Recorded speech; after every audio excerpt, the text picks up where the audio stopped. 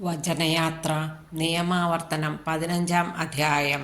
Sabbath വർഷം. ഓരോ 7 വർഷം തികയുമ്പോഴും ഋണമോചനം നൽകണം. മോചനത്തിൻ്റെ രീതി ഇതാണ്. ആരെങ്കിലും അയൽക്കാരന് കടം കൊടുത്തിട്ടുണ്ടെങ്കിൽ അത് ഇളവ് ചെയ്യണം. അയൽക്കാരനിൽ നിന്നോ സഹോദരനിൽ നിന്നോ അത് ഈടാക്കരുത്. എന്തെന്നാൽ കർത്താവിൻ്റെ മോചനം പ്രഖ്യാപിക്കപ്പെട്ടിരിക്കുന്നു. വിദേശീയരിൽ നിന്ന് കടം ഈടാക്കിക്കൊള്ളുക. എന്നാൽ നിന്റേത് എന്തെങ്കിലും നിന്റെ സഹോദരൻ്റെ കൈവശമുണ്ടെങ്കിൽ അത് ഇളവ് ചെയ്യണം. നിങ്ങളുടെ ഇടയിൽ ദരിദ്രർ ഉണ്ടായിരിക്കുകയില്ല. എന്തെന്നാൽ നിങ്ങളുടെ ദൈവമായ കർത്താവ് നിങ്ങൾക്ക് അവകാശമായി തരുന്ന ദേശത്ത് നിങ്ങൾ അവിടുത്തെ വാക്ക് കേൾക്കുകയും ഞാൻ ഇന്ന് നൽകുന്ന ദേശത്തെ അവിടുത്തെ കൽപ്പനകളെല്ലാം ശ്രദ്ധാപൂർവം പാലിക്കുകയും ചെയ്താൽ അവിടുന്ന് നിങ്ങളെ സമൃദ്ധമായി അനുഗ്രഹിക്കും. നിങ്ങളുടെ ദൈവമായ കർത്താവ് തൻ്റെ വാഗ്ദാനമനുസരിച്ച് നിങ്ങളെ അനുഗ്രഹിക്കും. നിങ്ങൾ അനേകം ജനതകൾക്ക് കടം കൊടുക്കും. നിങ്ങൾ ഒന്നും കടം വാങ്ങുകയില്ല. നിങ്ങൾ അനേകം ജനതകളെ ഭരിക്കും. ആരും നിങ്ങളെ ഭരിക്കുകയില്ല.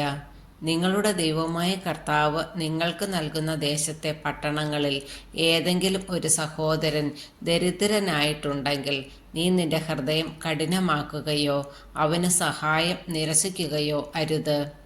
അവന് ആവശ്യമുള്ളത് എന്തു തന്നെ ആയാലും ഉദാരമായി വായ്പ കൊടുക്കണം. മോചനത്തിൻ്റെ വർഷമായ 7-ാം വർഷം അടുത്തിരിക്കുന്നുവെന്ന് നിന്റെ ദുഷ്ടഹൃദയത്തിൽ ചിന്തിച്ച് ദരിദ്രനായ സഹോദരനെ നിഷ്കരുണം വീക്ഷിക്കുകയും അവന് ഒന്നും കൊടുക്കാതിരിക്കുകയും അരുത്. അവൻ നിനക്കെതിരായി കർത്താവിൻ്റെ സന്നിധിയിൽ നിലവിളിക്കുകയും അങ്ങനെ അത് നിനക്ക് പാപമായി തീരുകയും ചെയ്യാതിരിക്കാൻ സൂക്ഷിച്ചുകൊള്ളുക. നീ അവന് ഉദാരമായി കടം കൊടുക്കണം. അതിൽ ഖേദിക്കരുത്. നിന്റെ ദൈവമായ കർത്താവ് നീ ചെയ്യുന്ന എല്ലാ ജോലികളിലും നീ ആരംഭിക്കുന്ന എല്ലാ പ്രവൃത്തികളിലും നിന്നെ അനുഗ്രഹിക്കും. ഭൂമിയിൽ ദരിദ്രർ എന്നും ഉണ്ടായിരിക്കും. ആകയാൽ നിന്റെ നാട്ടിൽ വസിക്കുന്ന അഗതിയും ദരിദ്രനുമായ നിന്റെ സഹോദരനു വേണ്ടി കൈ അയച്ചു കൊടുക്കുക എന്ന് ഞാൻ നിന്നോട് കൽപ്പിക്കുന്നു. അടിമകൾക്ക് മോചനം. നിന്റെ ഹെബ്രായ സഹോദരനോ സഹോദരിയോ നിനക്ക് വിൽക്കപ്പെടുകയും നിന്നെ 6 വർഷം സേവിക്കുകയും ചെയ്താൽ 7-ാം വർഷം ആ ആൾക്ക് സ്വാതന്ത്ര്യം നൽകണം. സ്വാതന്ത്ര്യം നൽകി അയക്കുമ്പോൾ വെറും കൈയോടെ വിടരുത്.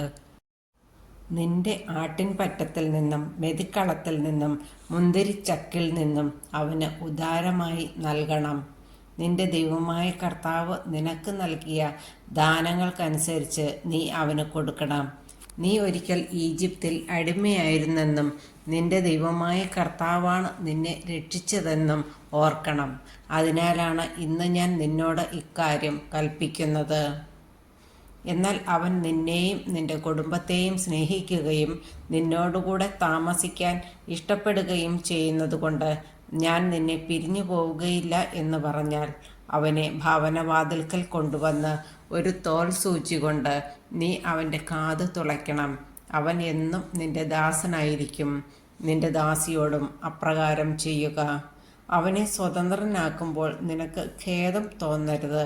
ഒരു കൂലിക്കാരന് കൊടുക്കേണ്ടതിൻ്റെ പകുതി ചെലവിന് അവൻ 6 വർഷം നിനക്ക് വേണ്ടി ജോലി ചെയ്തു. നിന്റെ ദൈവമായ കർത്താവ് നിന്റെ എല്ലാ പ്രവൃത്തികളിലും നിന്നെ അനുഗ്രഹിക്കും. കടിഞ്ഞൂലുകൾ. നിന്റെ ആടുമാടുകളിൽ ആൺ കടിഞ്ഞൂലുകളെയെല്ലാം നിന്റെ ദൈവമായ കർത്താവിന് സമർപ്പിക്കണം. കടിഞ്ഞൂൽ കാളയെക്കൊണ്ട് പണിയെടുപ്പിക്കരുത്. കടിഞ്ഞൂലാടിൻ്റെ രോമം കത്രിക്കുകയും അരുത്. നിന്റെ ദൈവമായ കർത്താവ് തിരഞ്ഞെടുക്കുന്ന സ്ഥലത്തു വച്ച് അവിടുത്തെ സന്നിധിയിൽ വർഷം തോറും നീയും നിന്റെ കുടുംബവും അവയെ ഭക്ഷിക്കണം. അവയ്ക്ക് മുടന്തോ അന്ധതയോ മറ്റെന്തെങ്കിലും ന്യൂനതയോ ഉണ്ടെങ്കിൽ നിന്റെ ദൈവമായ കർത്താവിന് അവയെ ബലി കഴിക്കരുത്. നിന്റെ പട്ടണത്തിൽ വച്ച് തന്നെ അതിനെ ഭക്ഷിച്ചുകൊള്ളുക. ഒരു കലമാനിനെയോ പുള്ളിമാനിനെയോ എന്നതുപോലെ ശുദ്ധനും അശുദ്ധനും ഒന്നുപോലെ അത് ഭക്ഷിക്കാം. എന്നാൽ രക്തം ഭക്ഷിക്കരുത്. അത് ജലം പോലെ നിലത്തൊഴിച്ച് കളയണം.